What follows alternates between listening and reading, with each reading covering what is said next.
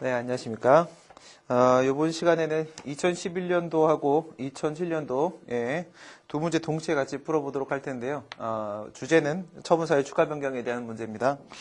2011년도 문제, 기출문제 한번 보시게 되면 갑은 정당한 이유 없이 계약을 이행하지 아니하였음을 이유로 입찰 참가 자격 제한 처분을 받았습니다. 현재 문제가 되고 있는 처분은 입찰 참가 자격 제한 처분이고요. 그 다음에 앞에 정당한 이유 없이 계약을 이행하지 않았음 여기까지 밑줄 그시고 이것은요 국가를 당사자로 하는 계약에 관한 법률 제76조 1항 제6호 사유입니다. 76조 1항 제6호 사유로 이와 같은 처분을 하였습니다. 이에 대해서 갑이 취송을 제기했고요. 취송을 다투던 중 취송을 제기한 상태이기 때문에 처분사유 추가 변경에 대한 문제 출제 가능하고요.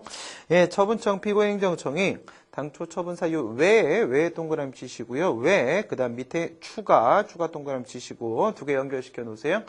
플러스 알파 처분사유가 하나 더 추가되고 있습니다. 위 계약 당시 관계공무원에게 뇌물을 준 사실 여기 다시 밑줄 그시고 관계공무원에게 뇌물을 준 사실, 중뇌 사실을 이유로 해서 또한 입찰 참가 자격 제한 처분이 나올 수도 있었다 이런 얘기죠.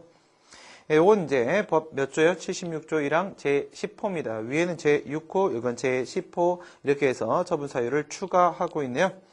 처분행정청의 행위가 소송상 허용될 수 있겠는가? 이것은 처분 사유 추가 변경 인정 가능성에 대한 질문이죠. 2007년도 공인노무사 기출문제 다시 한번 확인해 보시게 되면 지금까지 노무사 기출문제가요 4번 사례 문제가 나왔어요. 4번 사례 나온 중에서 이제 2개 문제인데 4개 중에 이제 2번이나 처분사유 추가 변경에 대한 문제가 출제가 됐고요.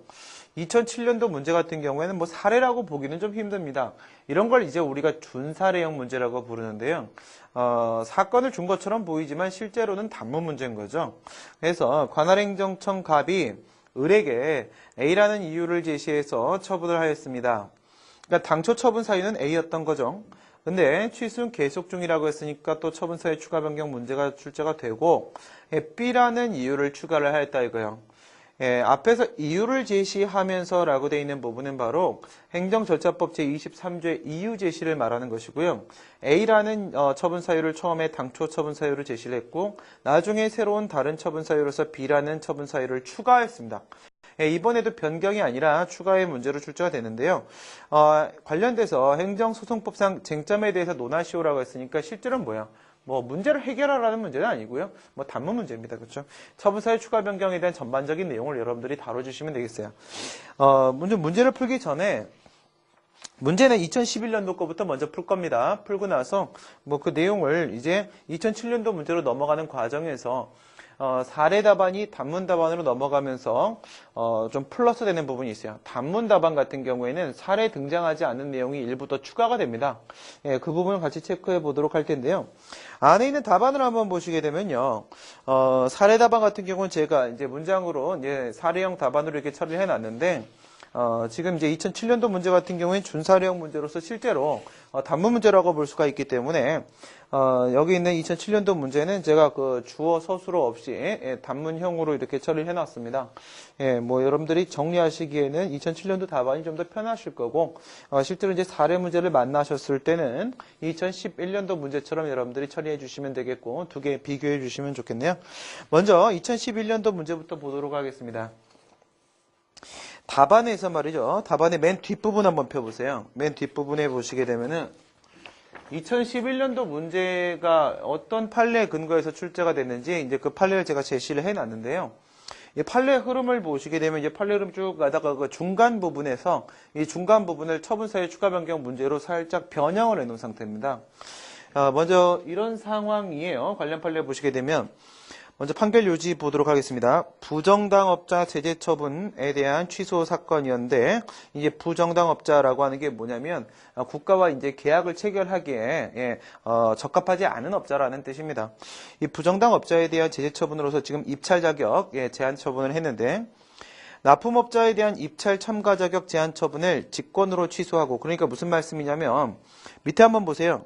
원고 상고인 이렇게 해서 주식회사 동양흑판이 등장하고 있죠. 이 동양흑판이 납품업자예요.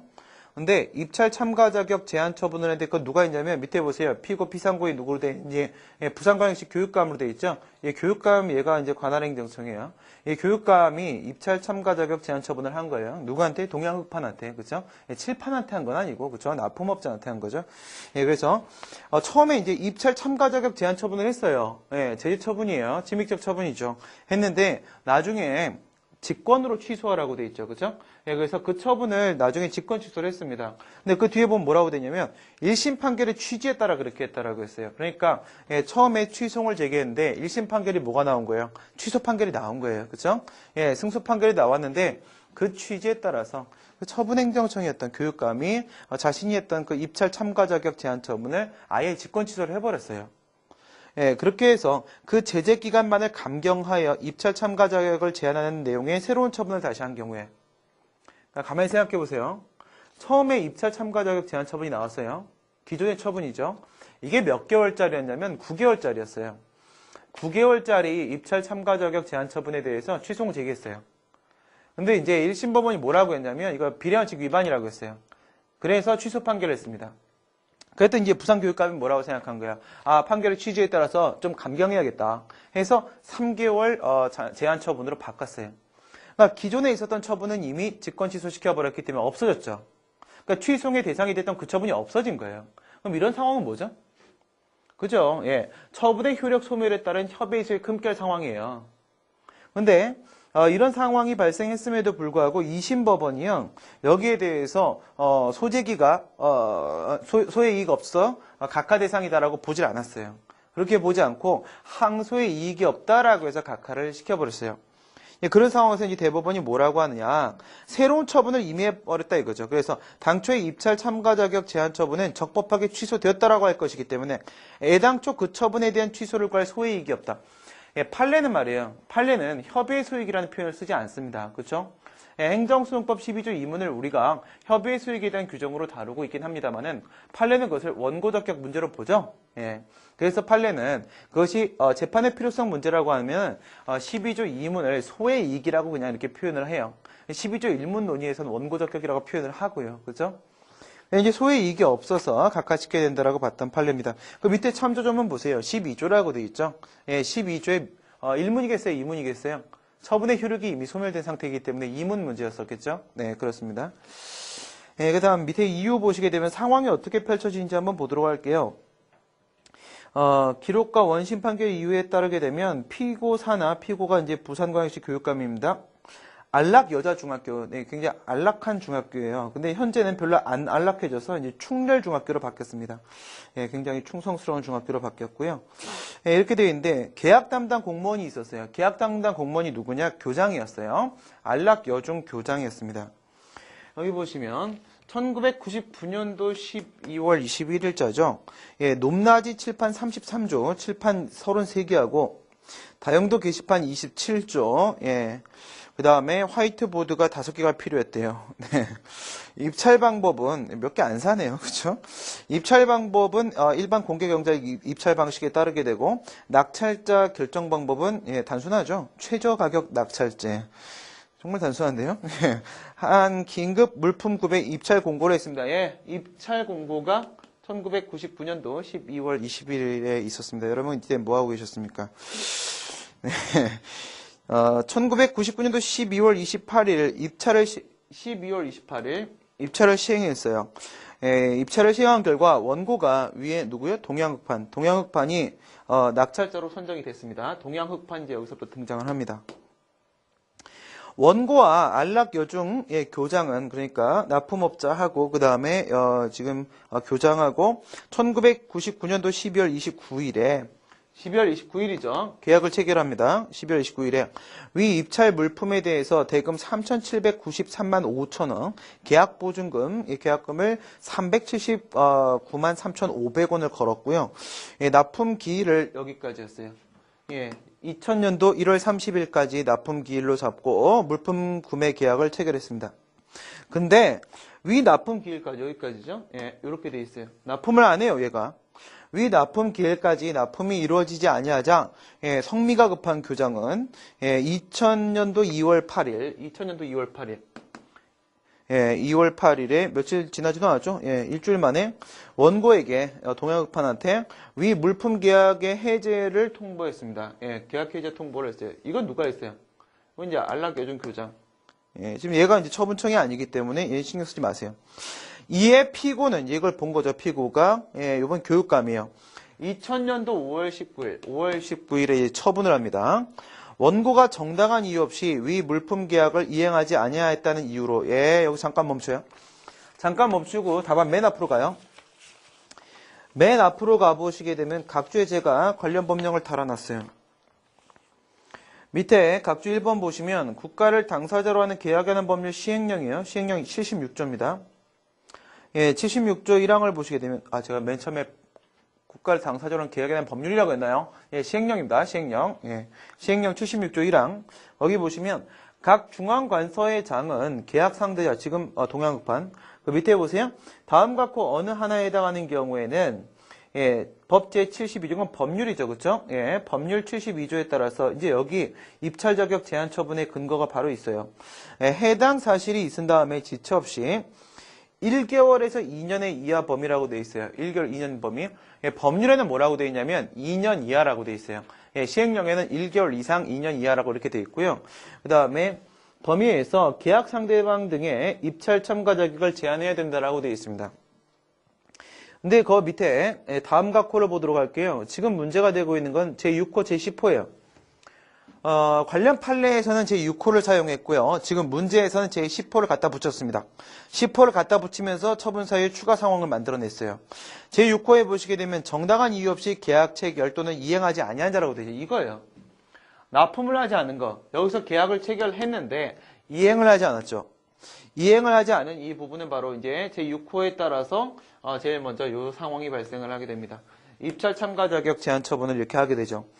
근데 아까 전에 여러분 문제에서 보셨을 때 관계공무원에게 뇌물 줬다라고 돼 있죠. 지금 안락여중 교장한테 뇌물 줬다 이 상황을 상정하는 거죠. 어디 있습니까? 제10호에 보니까 그렇게 돼 있습니다. 입찰, 낙찰 또는 계약의 체결 이행과 관련돼서 관계공무원에게 뇌물을 준 장에 대해서 또한 예, 이거 입찰 참가 자격 제한 처분할 수 있다. 그래서 밑에 보시면 지금 문제로 치게 되면 이제 처분 사유가 처음에 이렇게 나왔어요. 정당한 이유 없는 계약 불이행 상황. 이렇게 해서 시행령 6호 잡아 들어갔어요. 그 다음 이제 예, 추가한 거죠. 지금 여기서 이렇게 추가했습니다. 처분 사유를 추가했습니다. 관계 공무원에게 뇌물 증례했다라고 해서 예, 중같이 보이나요?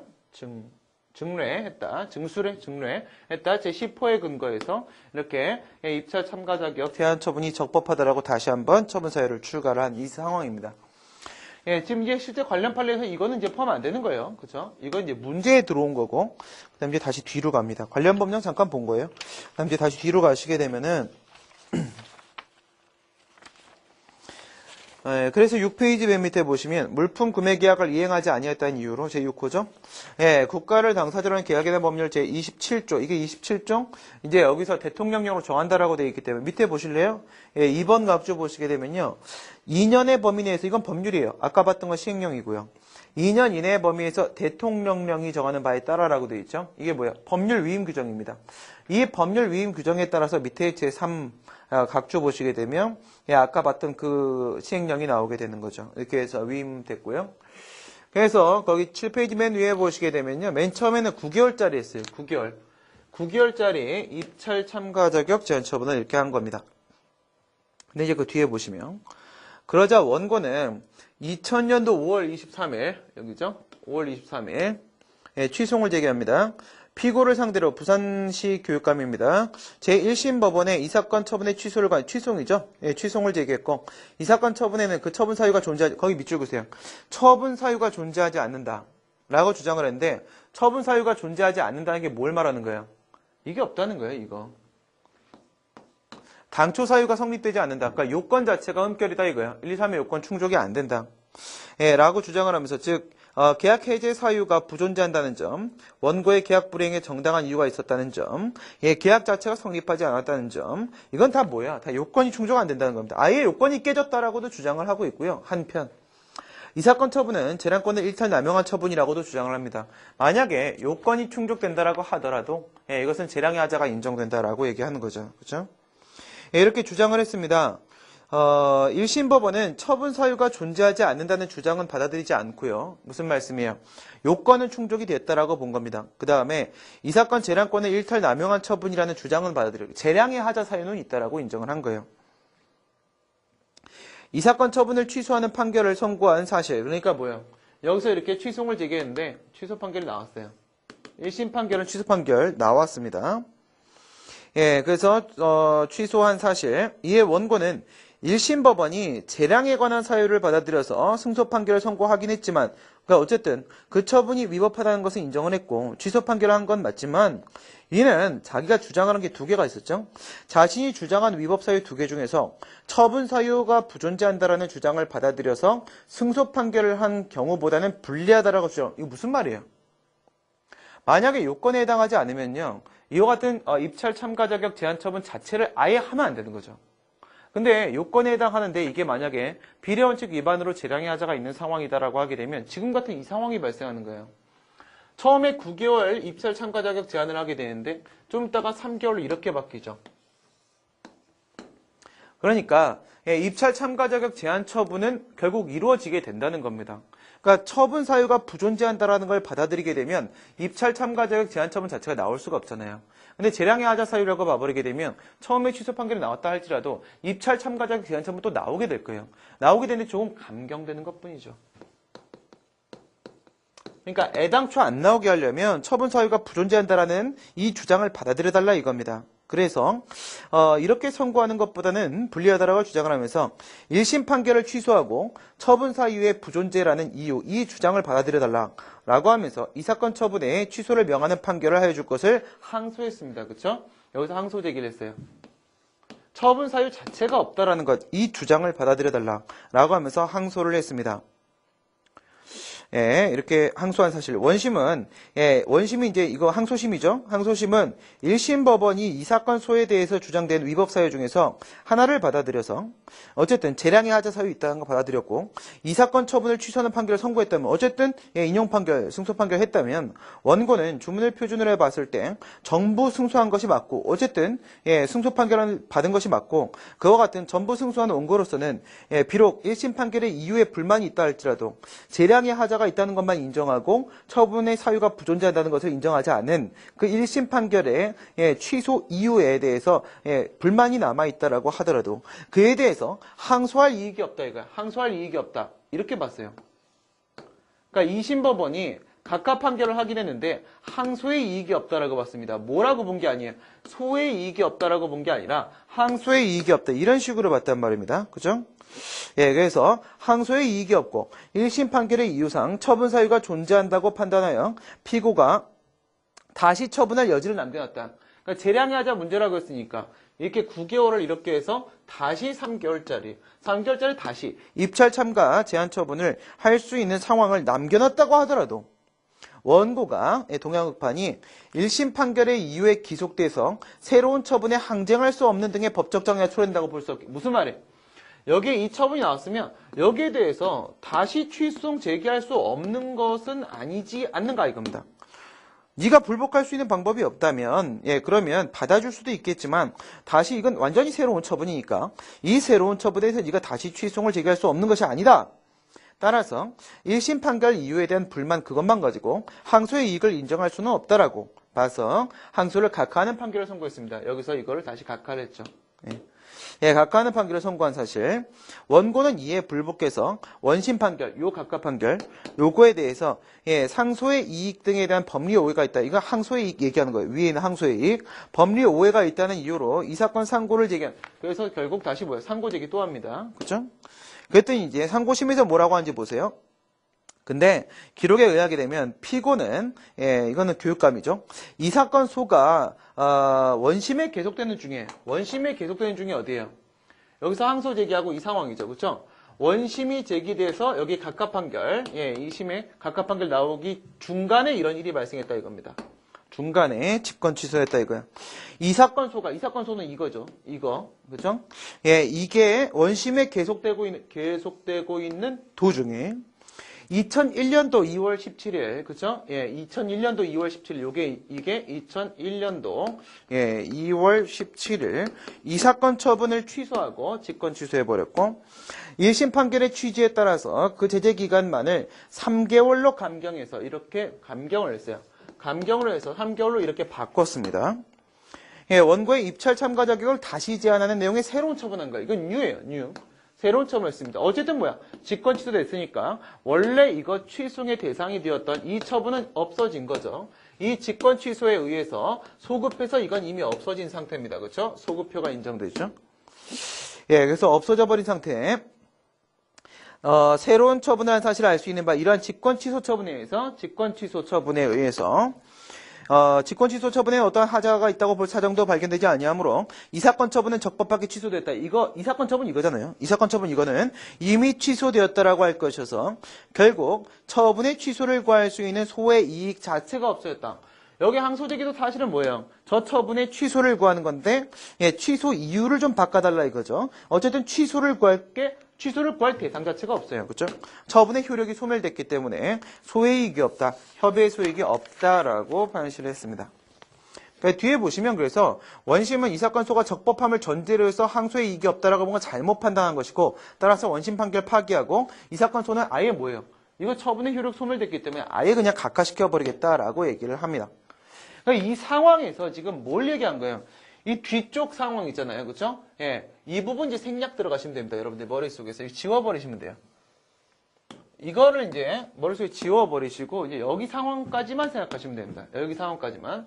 그래서 입찰 참가 자격 제한 처분에 대해서 취소를 얘기했다고 했죠. 설문에서. 그리고 지금 판례에 나왔던 사유는 요것만 나왔어요. 요것만 나와 있는 상태예요.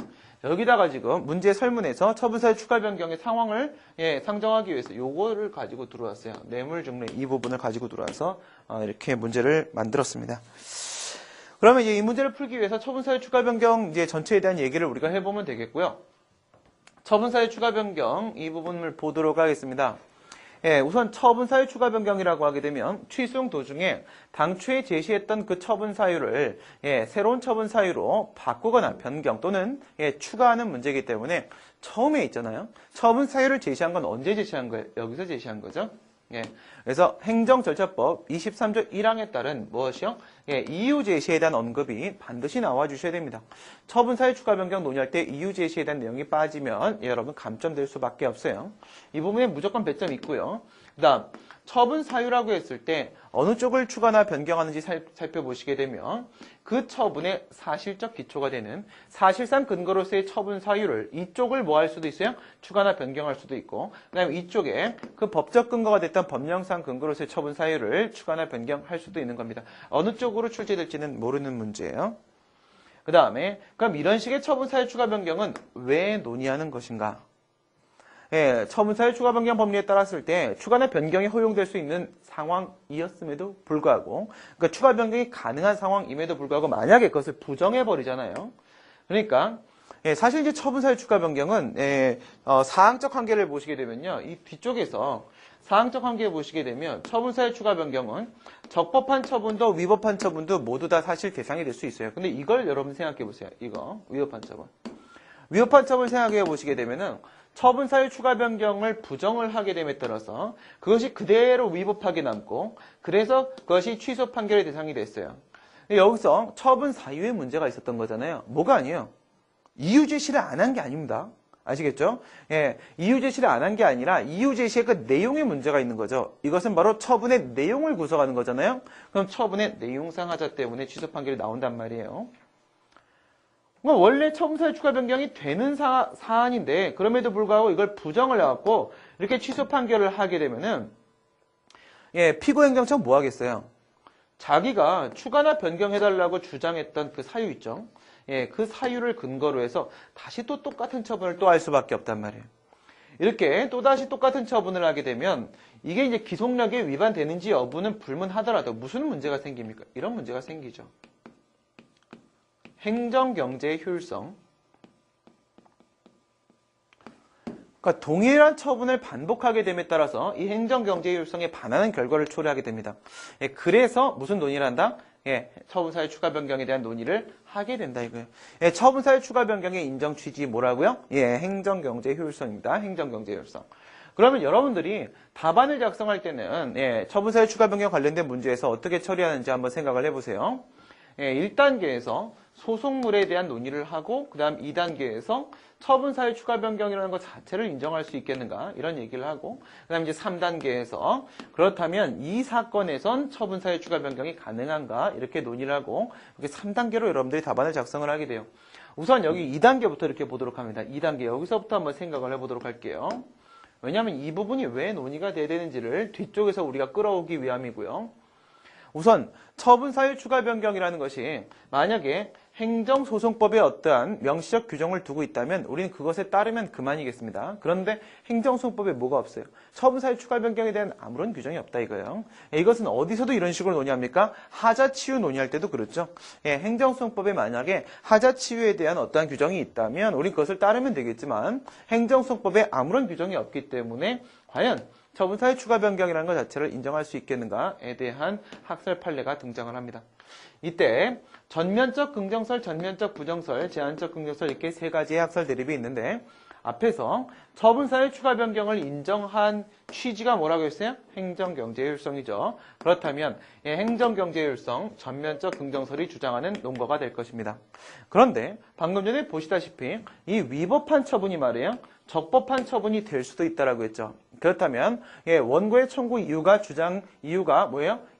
주장을 받아들일 수 있는 상황이었다가도 적법한 처분이 되어버리게 되면 패소 판결 대상이 될 수도 있어요. 그렇기 때문에 원고의 방어권, 국민의 권리구제라는 문제 이걸 짚고 들어가면 처분사유 추가 변경을 부정하고자 할 겁니다. 제한적 긍정설은 이제 뭐라고 얘기를 하는 거냐면 위법한 처분을 어떻게 적법한 처분으로 의지할 수 있겠는가 이것은 법률적 합성 원칙, 법치행정의 정면을 반한다라고 해서 원칙적으로 인정할 수 없다라고 봅니다. 그러면서도 예외적으로 어떨 때 여러분 처분사유 추가 변경에서 항상 논의하는 게 뭐예요? 기본적 사실관계 동일성이죠. 그렇죠? 그래서 기본적 사실관계 동일성이 인정되는 범위 내에서만 허용될 수 있다. 이래 주장하는 것이 바로 제한적 긍정설. 판례 입장은요. 제한적 긍정설의 입장, 우리도 제한적 긍정설의 입장을 취하게 되는데 이쪽에 전면적 긍정설이 주장했던 법익과 그 다음에 전면적 부정설이 주장했던 법익과 이 양자 사이에 있어서 조화와 균형을 달성하는 제한적 긍정설의 입장이 타당하다. 이렇게 끌고 갑니다. 이렇게 끌고 가시게 되면 이 제한적 긍정설에 따라서 이렇게 데리고 올라가시면 제한적 긍정설을 따라왔기 때문에 어떤 제한 요건이 있겠죠. 제한 요건이 있어요. 이 제한 요건이 바로 뭐예요? 처분사유 추가 변경을 인정할 수 있겠는가 판단하는 소극적 요건이죠. 소극적 요건으로서 한계에 대한 논의를 들어갑니다. 하자치유에서도 사항적 한계와 실체상 한계 그리고 시간상 한계 세 가지 논의하듯이 처분사유 추가 변경 역시도 이렇게 세 가지 사항적 한계, 실체상 한계, 시간상 한계에 대한 논의를 하게 됩니다. 하자치유랑 한번 비교를 해보시게 되면요. 하자치유에서 우리 뭐라고 했었냐면 취소할 수 있는 행정행위만이 하자의 치유 대상이 될 수 있다라고 얘기를 합니다. 그거랑 한번 비교를 해보시게 되면은 여긴 뭐예요? 사항적 한계는 없다 이거예요. 없다. 왜? 여기서는 모든 처분이 전부 다 처분사유 추가 변경의 논의 대상이 될 수가 있습니다. 그 말은 뭐였냐면 하자치유에서는 여기에는 요것만 된다고 했었죠. 여기서는 적법한 처분도 위법한 처분도 그러니까 실은 적법한 처분이란 말이에요. 그런데 피고행정청의 입장에서 그것이 적법하다라고 주장을 함에 있어서 뭔가 미심쩍은 부분이 있다면 또 다른 처분을 사유를 어떻게 추가나 변경할 수 있다. 그 적법성을 강화시키기 위해서 처분사유 추가 변경을 주장하는 경우도 있고 그것이 위법한 경우로서 취소 사유 무효 심지어 뭐까지요? 여기서 재량행위 기속행위까지도 불문한다 이겁니다. 재량 기속도 불문한다. 그래서 모든 처분이 전부 다 처분사유 추가 변경의 대상이 될 수 있기 때문에 사항적 한계 위반의 문제는 발생하지 않습니다. 특별히 신경 쓸 필요 없겠고 그 다음에 이제 실체상 한계 들어가 볼게요. 하자의 치유를 논의할 때도 여러분들 이제 처분사유 추가 변경하고 하자의 치유는 항상 비교하면서 여러분들이 생각을 해주셔야 되는데 하자의 치유를 논의할 때 실체상 한계 뭐 논의했는지 기억나십니까? 판례가 뭐라고 했죠? 국민의 권익을 침해하지 않는 범위 내에서 하자 치유가 인정될 수 있다라고 얘기를 하죠. 그렇다면 여기도 마찬가지겠죠. 여기도 국민의 권익을 침해하지 않는 범위 내에서 인정될 수 있는데 여기는 이렇게 표현을 해요. 원고의 방어권 침해. 왜 이렇게 표현할까요? 하자의 치유 같은 경우에는 다툼의 발생 자체를 봉쇄함으로써 효력을 유지하는 것이 목적인데 반하여 처분사유 추가 변경 같은 경우는 이미 다툼이 발생한 상태이기 때문에 이미 취소송이 제기된 상태이기 때문에 이때 국민의 권익 침해라는 문제는 방어권 침해에 대한 문제로서 논의를 해주시면 됩니다. 이건 너무 당연한 얘기이기 때문에 여러분 간단하게 언급만 해주시면 되겠고, 처분사유 추가 변경에서 실질상의 핵심은 바로 여기 있는 이 처분권주의에 반해서는 안 된다는 겁니다. 그러니까 이건 무슨 말, 쉽게 생각하면 이런 거예요. 처분사유 추가 변경을 허용하는 과정에서 아예 소송이 바뀌는 결과가 초래되면 안 된다는 거예요. 그죠? 그래서 처분권주의에 반하면 안 된다. 이때 처분권주의라는 것은 소의 개시와 소의 종류와 소송물에 대한 문제는 뭐라고요? 원고의 처분에 맡긴다. 그 주도권을 맡긴다는 거죠. 이 중에서 문제가 되는 것이 바로 소송물 부분이에요. 이 소송물에 변경을 가하게 되면 그와 같은 처분사유 추가 변경은 인정될 수 없다는 거예요. 그러면 소송물에 변경을 가한다는 것은 소송물을 넓게 인정을 해버리게 되면 어떻게 돼요? 변경 가능성이 좁아지겠죠. 그렇다면 처분사유 추가 변경의 인정 가능성이 넓어질 수밖에 없습니다. 반대로 소송물의 범위를 우리가 좁게 봐버리게 되면 어떻게 돼요? 변경될 수 있는 가능성이 넓어지겠죠. 그렇다면 처분사유 추가 변경이 인정될 수 있는 범위가 좁아지게 됩니다. 이런 의미에서 이 소송물의 범위를 어디까지 설정할 것인가에 대한 문제가 발생을 해요. 그게 바로 이거예요. 그러니까 1단계에서 우리가 소송물에 대한 논의를 할 수밖에 없는 이유가 방금 말씀드린 그겁니다. 소송물의 범위를 비기비기 키우고 좁히는 과정에서 처분사유 추가 변경의 인정 범위가 바뀌어버리기 때문에 소송물의 범위를 우리가 설정을 하게 됩니다. 문제점 보시게 되면 소송물의 범위가 이거 비례죠. 비례. 처분사유 추가 변경 인정 범위는 이것이 비례한다. 이걸 넓게 보면 이것도 넓게 인정되고 이걸 좁게 보면 이것도 좁게 인정될 수밖에 없다. 그래서 그 독립 변수가 되고 있는 이 소송물의 범위를 어디까지 설정하는 것이 합당할 것인가 생각을 해보자. 이때 학설은 세 개가 대립을 하죠. 광의설, 협의설, 중간설. 광의설은 특정 처분의 위법성 일반으로 봅니다. 위법성 일반으로 보면서 특정 처분이라는 것은 뭐냐면 그 처분의 내용만 동일하면 된다는 거예요. 처분의 내용이 뭐예요? 그 처분의 내용적 구속력을 말하는 거예요. 그죠? 철거 명령 처분이라고 한다면 철거 의무 부과하는 그 부분 얘기하는 겁니다. 영업 허가라고 한다면 영업권 설정하는 그 부분 얘기하는 겁니다. 외형만 똑같으면 된다 이거예요. 처분의 내용이 동일하다는 것은 뭔가 그 표현 갖고 보시면 좀 달라 보이긴 하는데 처분의 내용이 동일하다는 것은 처분의 외형이 똑같다는 거예요. 그 다음에 협의설을 보시게 되면 개개의 위법 사유에 따른 처분의 위법성으로 보고 있어요. 이거와 이거와 이렇게 긴밀한 관계를 연결을 시키고 있습니다. 이건 뭐냐면 이건 지금 이 소송물에 대한 문제는 결국 기판력에 대한 문제와 이렇게 연동이 될 수밖에 없는데 개개의 위법 사유에 따른 처분의 위법성 이렇게 봐버리게 되면 이것은 기속력의 객관적 범위하고 여기에는 기판력의 객관적 범위가 완전히 일치되는 결과를 초래하게 될 수밖에 없습니다. 그다음에 중간설 같은 경우 이 부분을 조심하셔야 돼요. 당해 처분의 위법성 일반 이렇게 보고 있는데요. 이 당해 처분이라는 것은 바로 뭘 말하는 겁니까? 기존의 그 처분에 있어서의 처분 사유가 같아야 된다라는 거예요. 당해 처분. 이 당해 처분 부분에서 있다가 뭐가 나오냐면 기본적 사실관계 동일성이라는 문제가 발생을 하게 됩니다. 그래서 교과서에 따라서는 이 당해 처분의 위법성 일반을 뭐라고도 표현을 하냐면요. 기본적 사실관계 동일성 하에서의 처분의 위법성 일반이라고도 이렇게 표현을 합니다. 여기서 제일 중요한 문제가 바로 기본적 사실관계 동일성 유지 여부에 대한 문제이기 때문에 그렇습니다. 판례 역시도 이 중간설의 입장 취해주고 있고 우리도 그런데요. 우리는 왜 중간설의 입장을 취하는지 한번 보도록 합니다. 뒤에서 우리가 이 처분권주의 문제 때문에 소송물이 궁금해져서 왔어요.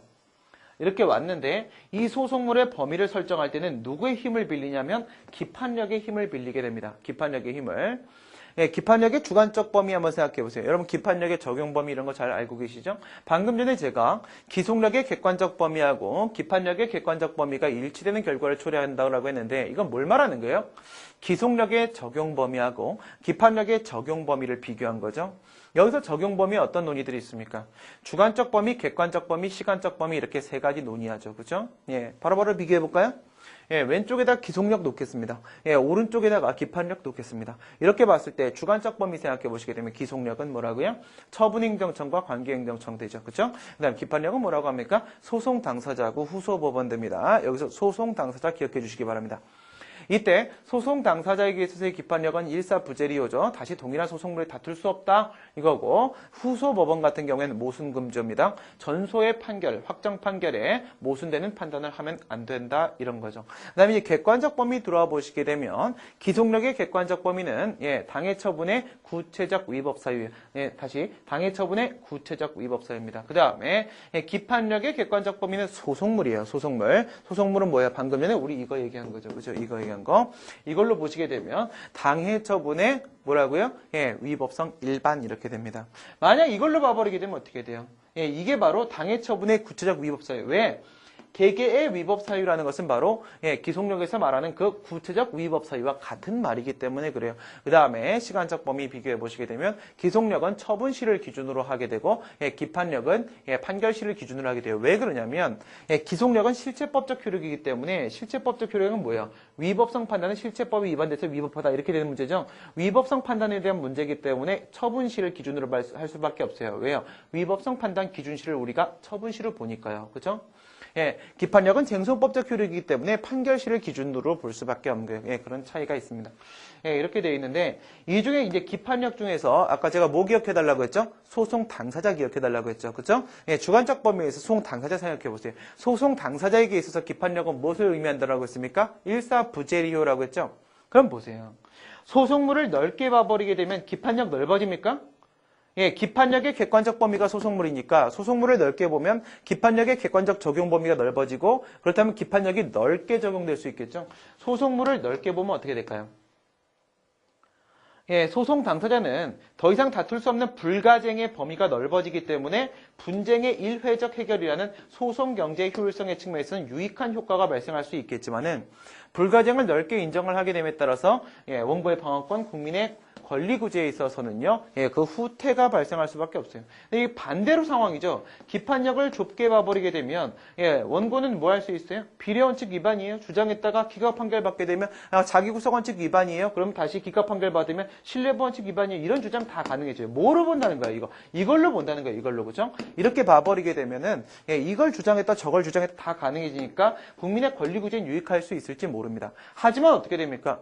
이거 주장했다 안 되면 저거 주장하고 저거 주장했다 안 되면 저거 주장하고 이렇게 되면요. 무한 반복 게임이 돼버려요. 무한 반복 게임이 돼버리면 계속적 분쟁을 초래할 수밖에 없기 때문에 거꾸로 이렇게 됩니다. 이렇게 되고 이렇게 되고 소송 경제의 효율성에 반하는 결과를 초래할 수밖에 없죠. 그렇다면 여기도 마찬가지로 우리가 행정 경제의 효율성과 국민의 권리 구제 사이에 있어서 조화와 균형을 달성할 수 있는 이걸 취한다라고 했듯 여기도 마찬가지입니다. 소송 경제 효율성과 그렇죠? 국민의 권리 구제, 소송 경제 효율성과 국민의 권리 구제라는 양 법익 사이에 있어서 조화 균형을 달성하는 중간설의 입장이 타당하다 이렇게 데리고 온단 말이에요. 그러면 얘를 다시 끌고 가야겠죠, 그렇죠? 얘를 다시 이렇게 데리고 이렇게 들어갑니다. 이것 때문에 필요해서 갖고 다시 저것 때문에 다시 와서 이걸 기준으로 뭘 가지고 들어왔나요? 당해 처분의 위법성 일반을 가지고 들어왔어요. 우리가 방금. 그죠? 그러면 당해 처분의 위법성 일반에 다른 이름이 뭐라고 했어요? 방금 기본적 사실관계 동일성 하에서의 처분의 위법성 일반이라고 했죠. 이때 기본적 사실관계 동일성이라는 것은 처분 사유 중에서 어느 쪽과 관련된 문제입니까? 사실상 근거로서의 처분 사유 쪽일까요? 아니면 법령상 근거로서의 처분 사유 쪽일까요? 기본적 사실관계라고 했죠. 그렇죠? 그렇다면 어떻게 돼요? 사실상 근거로서의 처분 사유 문제와 연결지어서 여러분들이 생각하셔야 됩니다. 그 다음에 기본적 사실관계 동일성 하에서의 처분의 위법성 일반이라고 했을 때 이 위법성 일반이라는 부분은 바로 뭐예요? 법에 위반된다라는 문제잖아요. 그렇죠? 그래서 이것은 법령상 근거로서의 처분 사유와 관련돼서 논의를 합니다. 자, 보세요. 기본적 사실관계 동일성이라는 문제하고 그 처분의 위법성 일반 이 부분을 뭐랑 연결시킨다? 이거는 사실상 근거, 이거는 법령상 근거 이렇게 연결시킨다는 겁니다. 그럼 다시 위로 올라오겠습니다. 소송물을 우리가 저렇게 끌고 들어왔는데 처분의 동일성 이건 뭡니까? 당해 처분의 위법성 일반이라고 했는데요. 그 처분이 만약에 A 처분에서 B 처분을 바뀌어버리게 되면 소송물은 같은 소송물입니까? 다른 소송물입니까? 전혀 다른 소송물이 되어버리는 거죠. 그렇죠? 그래서 처분의 동일성이 유지되어야지만 소송물의 변경을 가하지 않을 수 있고 그래야지만 처분권주의에 반하지 않을 수 있습니다. 가장 기본이 뭐라고요? 처분의 동일성 유지예요. 그러면 처분의 동일성이 유지된다는 것은 무엇을 말하는 것이냐? 바로 처분 내용의 동일성과 처분 사유의 동일성 이 두 가지를 말하게 됩니다. 근데 처분 내용의 동일성은 문제 삼을 거 없다라고 아까 말씀드렸잖아요. 왜요?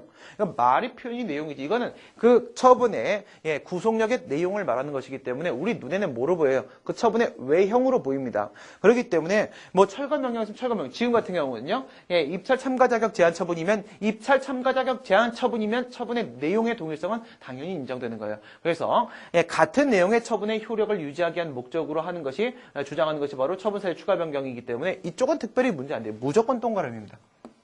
그럼 여기 때문에 처분의 동일성이 깨져서 소송물의 변경을 가하게 될 가능성은 없다 이거예요. 그럼 여기가 문제가 된다 이것이. 처분 사유의 동일성, 처분 사유가 달라져 버리게 되면 뭐가 바뀌어요? 처분의 동일성이 깨지게 돼요. 그럼 어떻게 돼요? 소송물의 변경을 가하게 돼요. 그럼 어떻게 돼요? 처분권주의에 반하게 돼요. 그럼 어떻게 돼요? 실질상 한계에 위반하게 돼요. 그럼 어떻게 돼요? 처분 사유 추가 변경이 인정될 수 없습니다. 그럼 이제 핵심이 뭐예요? 처분 사유의 동일성을 유지할 수 있겠는가? 이 판단으로 넘어갈게요. 이렇게 따라갖고 들어오시게 되면 처분 사유의 동일성, 유지 여부에 따라서 소송물의 변경 가능성을 우리가 논의할 것이기 때문에 이걸 기준으로 판단을 해보도록 합니다. 근데 아까 앞에서 우리가 처분 사유는 사실상 근거로서 법령상 근거로서 처분 사유 두 가지가 있다라고 했고 이쪽에 있어서 추가 변경할 때 이쪽에 있어서 추가 변경할 때를 살펴보도록 합니다. 그런데 이건 소송물의 변경을 가하냐 가하지 않느냐가 기준이 되는데 소송물을 우리가 뭐라고 봤다? 소송물을 기본적 사실관계 동일성 하에서의 처분의 위법성 일반이라고 봤다. 이 기본적 사실관계 동일성이라는 제한은 어디로 들어간다? 사실상 근거 쪽으로 들어간다. 근데 여기서 어떻게 돼요? 위법성 일반이라고 했기 때문에 특별한 제한이 없습니다. 뭐예요? 이거 나비가 아니에요. 이게 뭐예요? 무제한입니다. 무제한. 법령상 근거로서의 처분 사유는 무제한 쪽으로 추가나 변경을 주장하더라도 다 받아줄 수 있다 이거예요. 항상 이게 문제가 되겠죠. 그렇죠? 이게 문제가 될 겁니다. 그래서 이 기본적 사실관계 동일성이 과연 유지되는지 여부 이 판단이 항상 핵심적으로 문제가 될 것이고요. 그 다음 이제 세 번째 시간 상한계로 들어와 보도록 하겠습니다. 우리가 하자 치유 쪽에서 시간 상한계 논의할 때 어떤 논의했던지 한번 기억해 보세요. 그때도 이렇게 얘기했을걸요. 그쵸? 하자 치유 가능 여부에 대한 판단 시점은 판결시다. 그건 뭐 당연한 얘기고요. 그 다음에 하자 치유에서는 하자 치유의 사유가 될 수 있는 그 사후적 요인의 발생 시점. 뭐? 사후적 요인의 발생 시점. 그걸 가지고 봤었어요. 지금 어떻게 돼요? 추가 변경의 판단심 여기도 당연히 판결시예요. 판결시인데 여기서는 사후적 요인의 발생 시점이 아니라 뭐라고요? 추가 변경하려고 하고 있는 그 다른 처분 사유 있죠? 그 새로운 처분 사유 있죠? 그 처분 사유의 존재 시점을 가지고 우리가 문제를 삼게 돼요. 그러면 여기서는 뭐예요? 위법성 판단 기준시를 우리가 기준으로 보게 되는데 특히나 뭐예요? 위법성 판단 기준시는 거부 처분 쪽에서 문제가 많이 되죠.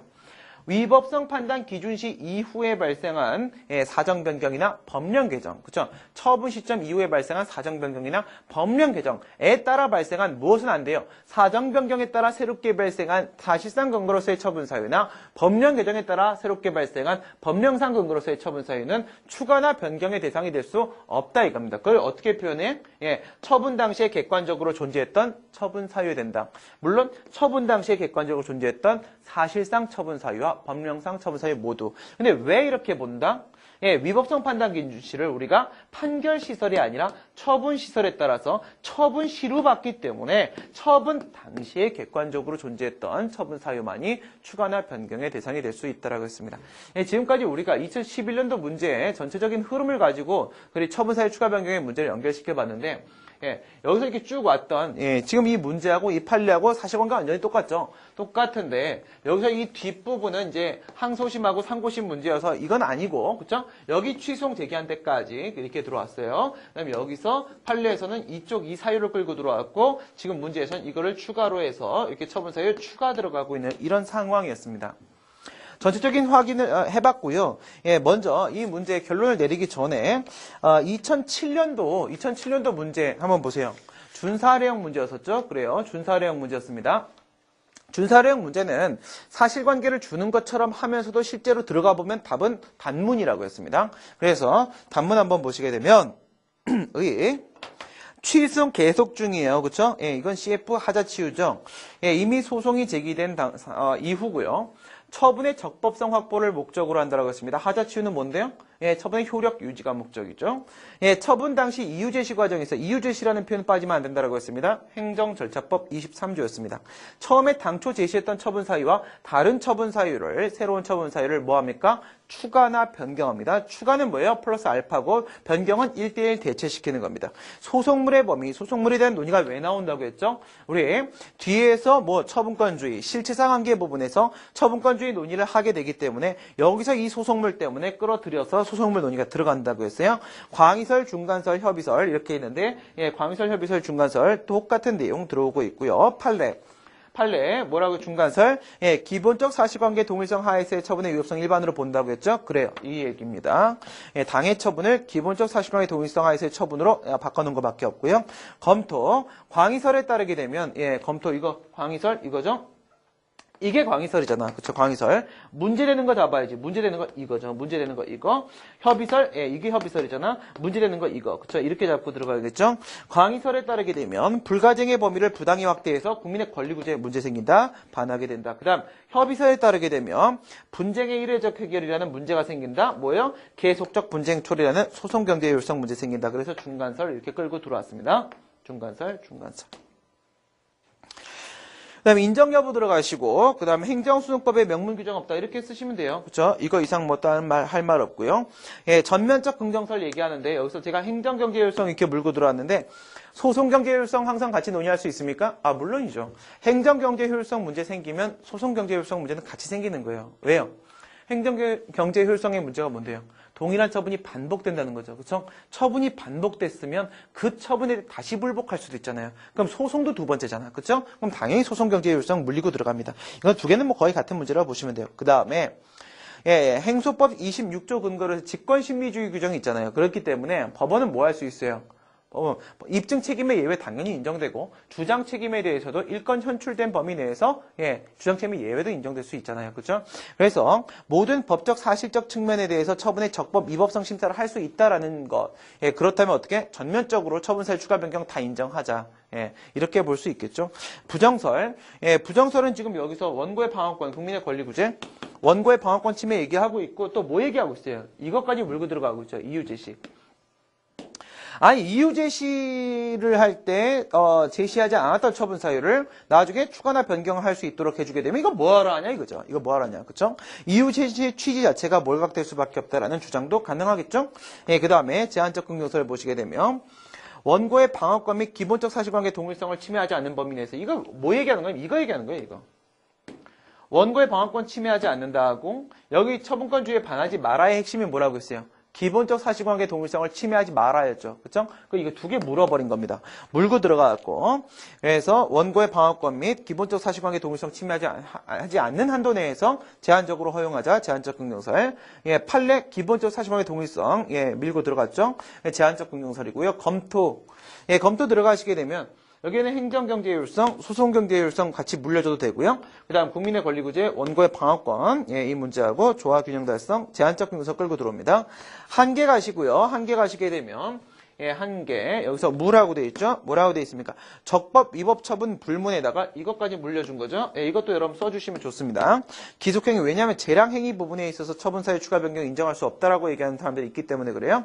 모든 처분을 대상으로 한다. 따라서 이쪽에서 특별히 걸리는 경우는 없다.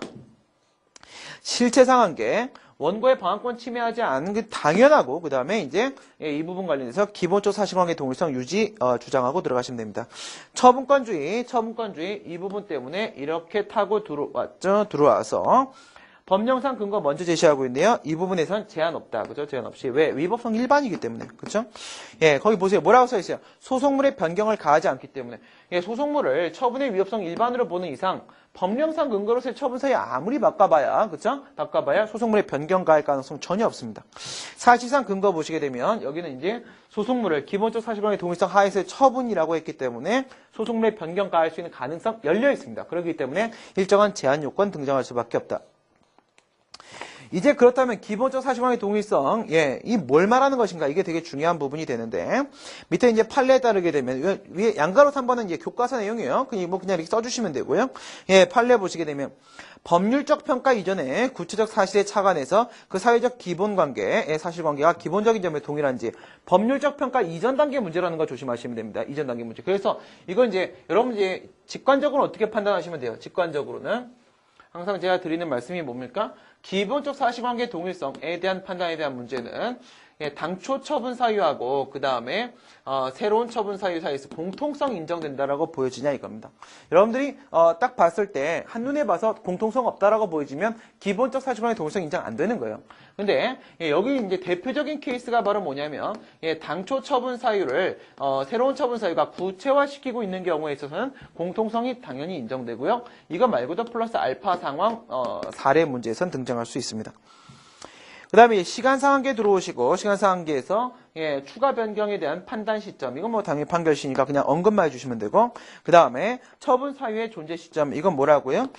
처분 당시 객관적으로 존재했던 사유가 된다 이렇게 얘기하고 있고, 특히 문제되는 것은 위법성 판단 기준 시각을 거부 처분이 문제가 될 수 있고, 처분 당시에 객관적으로 존재된다라고 했으니까 무엇은 인정될 수 없다?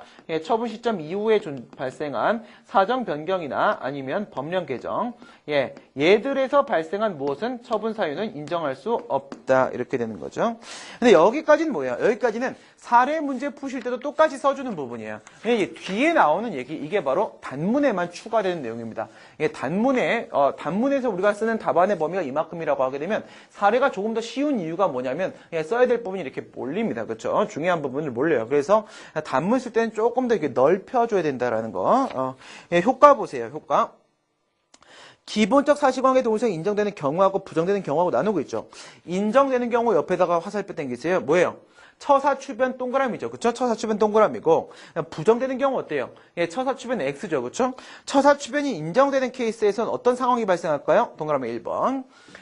처분사유 추가나 변경을 허용했으니까 그 추가나 변경된 처분사유를 기준으로 위법적 법을 판단해야 되는 것은 당연하겠죠. 그 다음에 원고의 소치할 기회를 부여해야 된다. 이건 뭐예요? 위법했던 처분이 적법해져 버리게 되면요. 원래는 뭐예요? 원래 위법했던 처분이잖아요. 그렇죠? 그럼 얘가 원래 이겨야 되는 거예요. 그렇죠? 근데 추가 변경이 허용되는 과정에서 얘가 패소할 수도 있단 말입니다. 이럴 때는 소치화시킬 수 있는 기회를 부여해주고, 만약에 소치화를 하지 않았다라고 한다면 소송 비용을 피고가 부담토록 하는 것이 맞다라는 것이 일반적 견해입니다. 그 다음에 부정되는 경우엔 처분사유 추가 변경이 안 되죠. 그렇죠? 그러면 이럴 때는 그 추가나 변경하려고 하는 처분사유를 우리가 어떻게 해석해야 돼요? 어떻게 해석해야 돼? 완전히 새로운 처분. 여기서 처분의 동일성이 깨지게 되면요. 그렇죠? 이게 깨질 가능성은 없어. 이게 깨질 때. 그렇죠? 여기서 뭔데? 여기서 이 부분이잖아. 그렇죠? 이 부분. 이 기본적 사실관계 동일성이 부정되는 경우라고 한다면 처분 사유의 동일성이 깨지니까 처분의 동일성이 깨져. 깨진다는 건 바로 뭐예요? new 처분. 그렇죠? new 처분. 새로운 처분이라 이겁니다. 새로운 처분, 그러니까 소송물에 변경을 가하게 된다 이렇게 말을 하는 거죠. 그러니까 새로운 처분이 발해졌다라고 우리는 그것을 해석해야 된다 이거예요. 그렇죠? 기본적 사실관계 동일성이 인정되지 않으면 그때 새로운 처분이 발해진 겁니다. 그렇다면 어떻게 돼요? 처음에 처분이 뭐야? A 처분이었다면 그 다음 처분은 무슨 처분? B 처분이 된 거죠. 그렇다면 처분이 바뀐 거죠. 그렇다면 이럴 때는요. 처분 변경에 따른 소변경을 허용해 줘야 됩니다. 그래야지 그 다음 B 처분을 다툴 수 있는 기회를 보장할 수 있겠죠. 그다음 구별 개념 보시게 되면 처분사유 추가 변경은 항상 뭐랑 비교하시라고 했어요? 하자의 치유하고 비교하시라고 했죠. 그렇죠? 하자 치유하고 비교를 해주세요. 그럼 먼저 목적부터 비교해 봅니다. 하자 치유는 여러분들 이런 식으로 생각해 주세요. 아주 간단하게 생각하시면 됩니다. 하자 치유는 뭘 말하는 거냐면 싸우기 싫어요. 싸우기 싫어서 난 평화주의자야. 평화주의자니까 안 싸우기 위해서 어떻게 해요? 안 싸우기 위해서 근육을 막 키워요. 근육을 막 키웁니다. 그러면 안 덤비겠죠. 그러니까 상대방이 취송을 제기하고 불복하지 못하게 다툴 생각 자체를 하지 못하게 만들고 싶은 게 바로 하자의 치유입니다. 그렇죠? 그래서 사후적 변경, 사후적 보완을 통해서 하자 치유를 인정하는 이유는 뭔데요? 처분의 효력을 유지하기 위한 목적인데 이건 싸움 자체를 발생시키지 않기 위한 거예요. 근데 처분사유 추가 변경은 뭐냐면요. 취송을 제기한 다음에 논의한다고. 아까 제가 계속 그런 말 했죠. 취소는 계속 중이다. 다툼이 발생했다. 그러니까 이건 처분사유 추가 변경 문제다. 이미 싸움이 발생했습니다. 싸움 발생했으면 어떻게 돼요? 상대방을 이기지 않으면 내가 죽어요. 그렇죠? 그게 뭐야? 처분의 적법성 확보가 바로 피고행정청이 이기는 방법입니다. 목적이 뭐라고요? 처분의 효력 유지였다고요. 목적이 뭐라고요? 처분의 적법성 확보란 말입니다. 그렇죠? 다툼의 발생 이전이 하자 치우고요. 다툼의 발생 이후가 바로 처분사유 추가 변경입니다. 공부 정말 많이 하신 분들 같은 경우 이거 생각해 보세요. 여기 이유제시 걸렸죠? 이유제시 걸렸는데 만약에 이 처분 사유를 제시하는 과정에서 말입니다. 예, 여기까지 생각해내시면 여러분들 공부 정말 많이 하신 분인데 지금 제가 드리는 말씀은 아예 신경 안 써도 됩니다. 왜? 굉장히 복잡해질 수 있어요. 예, 그냥 공부하시는 분들, 행정법 즐기시는 분들 한번 생각해 보세요. 이유제시라는데 이유제시가 뭐 하는 짓이죠? 처분 사유를 제시하는 거죠. 그렇죠? 근데 이 처분 사유를 제시하는데 예, 이유제시가 불충분해. 이런 건 뭐예요? 이유 제시라는 건 상대방이 충분히 납득할 수 있을 정도로 구체적으로 제시해야 되죠. 근데 불충분하게 제시했어요. 내용상 불충분하다는 게 아니고, 그쵸? 예, 그 구체와 정도가 불충분하다는 거예요. 이유 제시의 정도가 불충분하다는 겁니다. 이건 절차상 하자 문제예요. 절차상 하자 문제. 근데 충분히 제시했는데 그 내용이 불충분해. 지금 같은 경우죠. 그쵸? 예. 하나를 다른 처분사를 추가하고 싶은 거야. 내용이 불충분해. 구체와 정도가 불충분한 게 아니라 내용이 불충분하면 뭘로 넘어가요? 이건 내용상 하자 문제가 되는 거예요. 그쵸? 전자에서 이유 제시가 불충분하게 되면 절차상 하자 문제고 그럴 때는 하자 치유 문제로 넘어가요. 근데 그것이 아니라 이유 제시라는 내용으로서의 그 처분 사유가 그게 부족할 때는 뭐가 돼요? 내용상 하자 문제가 돼요. 내용상 하자 문제가 된다고 했죠? 내용상 하자 문제가 되고 이것은 처분 사유 추가 변경에 대한 문제로 넘어갑니다. 똑같은 이유 제시 하나를 가지고 말이에요. 예. 노무사 행정에서 못 나올 것 같아요? 충분히 나올 수도 있어요. 이유 제시 하나를 걸어놓고 나서 왜 여기서 딱 올리게 되면 이유 제시 쪽에 불충분 잡아서 절차상 하자 걸고 그쵸? 이거 하자 치유로 이렇게 들어가는 상황 이거 하나 하고 그다음 이렇게 내려서 처분 사유 쪽에 문제가 생겨서 내용상 하자 걸고 처분 사유 추가 변경 넘긴 상황 여기 위에서 그건 하자 치유 문제는 우린 실체법 문제이기 때문에 안 나온대요. 예. 모르는 건 아니죠. 제가 바보입니까? 그죠? 그게 아니라 뭐라고요? 절차상 하자 걸었잖아요. 그죠? 그 뒤에 뭐 나올 수 있는데요? 위법 사유 시정한 동일한 처분, 기속력 위반 여부 문제 이렇게 연결시킬 수 있어요. 그렇죠? 같은 이유 제시에서 기속력으로 걸고 그다음 처사추변 걸고 둘 다 가능합니다. 아시겠죠? 이런 상황은 뭘까 한번 생각을 해보세요. 그 다음에 두 번째 방금 우리 한 대로 이유 제시라는 절차상 하자는 하자 치유 문제 그죠? 내용상 하자는 처사추변에 대한 문제로 답니다. 이유 제시는 처음에 이유 제시를 잘 못했는데 불충분하게 또 안 했는데 처분 시점 이후에 이유 제시를 뭐예요? 보충하는 거예요. 그죠? 사후적 요인 문제예요. 처음에 청문을 실시하지 않았다가 처분 이후에 청문을 실시하는 거예요. 그죠? 사후적 요인 문제예요. 처분 시점 이후에 발생한 상황이란 말입니다. 근데 우리 아까 전에 뭐라고 했어요? 처분 사유 추가 변경에서 시간상 관계 논의할 때 이렇게 말했어요. 처분 당시에 객관적으로 존재했던 사유가 된다라고 얘기했죠. 그죠? 그래서 사후적 요인의 문제냐 아니면 처분 당시에 존재했던 사유 문제냐도 시점이 또 달라집니다. 차이점 받습니다. 그 다음에 하자 있는 행정행위의 전환이라는 건 뭘 말하는 거예요? 하자 치유도 그리고 처분사유 추가 변경도 둘 다 뭡니까? 둘 다 이런 식의 상황이에요. 그렇죠? 처음에 있었던 처분이 A라는 처분이라고 생각을 해보시게 되면 그렇죠?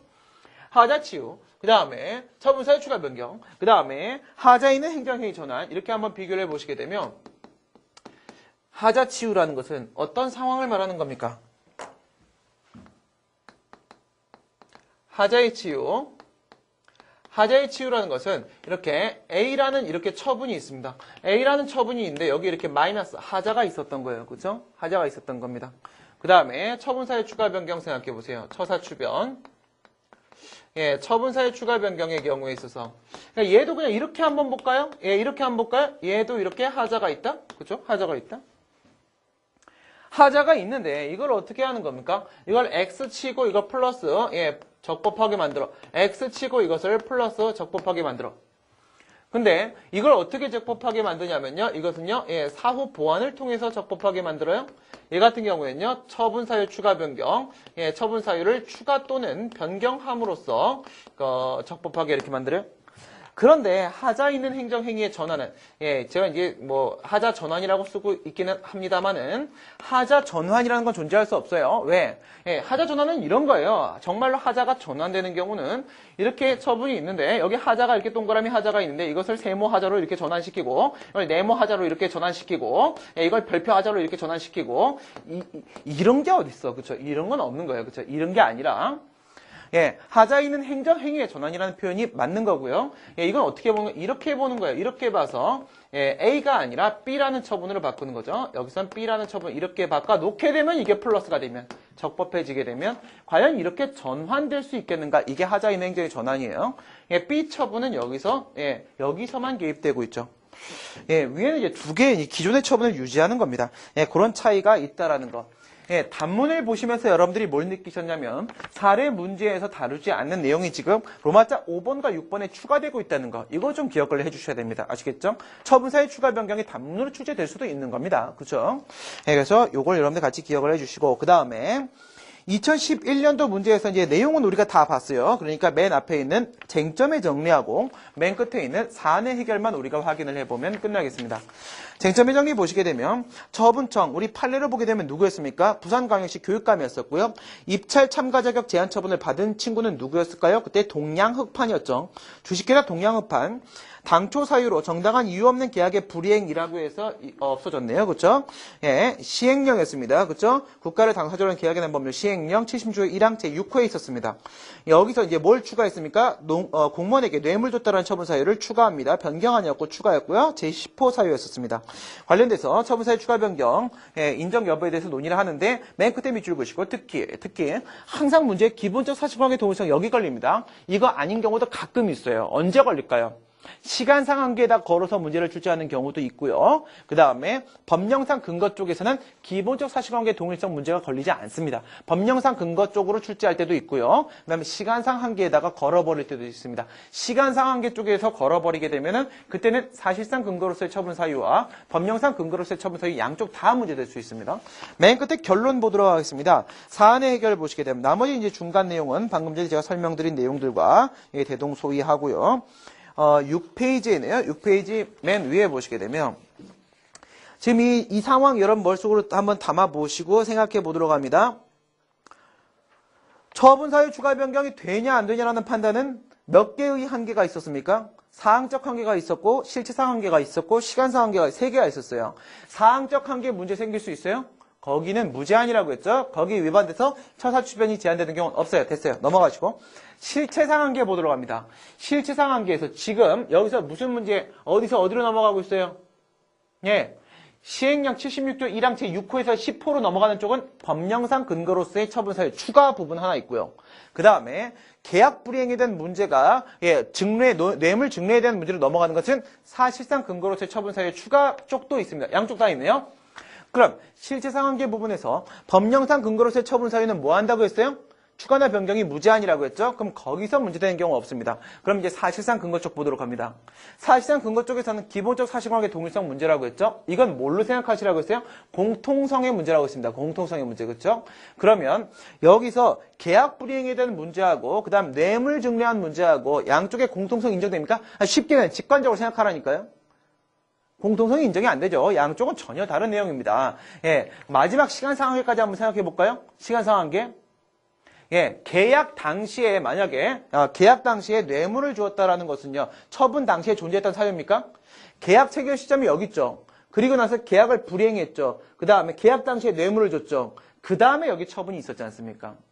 그러니까 여기서 계약 불이행이라는 사유이든 아니면 지금 새롭게 추가하려고 하고 있는 사유로서 뇌물 증례의 문제이든 처분 시점에서는 이미 존재했던 사유입니다. 따라서 시간상한계 위반 문제는 전혀 없죠. 어디 하나 걸려요? 법령상 근거로 처분 사유 쪽에는 아무것도 걸리는 거 없고요. 예, 뭐예요? 사실상 근거로 처분 사유 쪽에서 기본적 사실관계 동일성이 깨져서 결국 어떻게 된다? 처분 사유 추가 변경은 인정될 수 없다. 질문 뭐라고 했나요?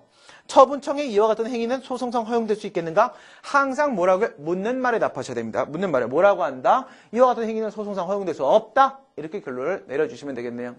예, 우리가 지금 동시에 두 문제를 같이 풀다 보니까 여러분들 약간 복잡하실 수도 있는데, 예, 왜 그러냐? 2007년도 문제는 보기만 사례지, 그쵸? 문의만 사례고 실제 단문이었기 때문에 두 개 우리 같이 비교하면서 공부를 해봤습니다. 예, 지금까지 처분사유 추가 변경 관련된 노무사 기출문제, 사례 문제 두 문제 같이 한번 해결해봤습니다. 수고들 많으셨습니다. 수고하셨습니다.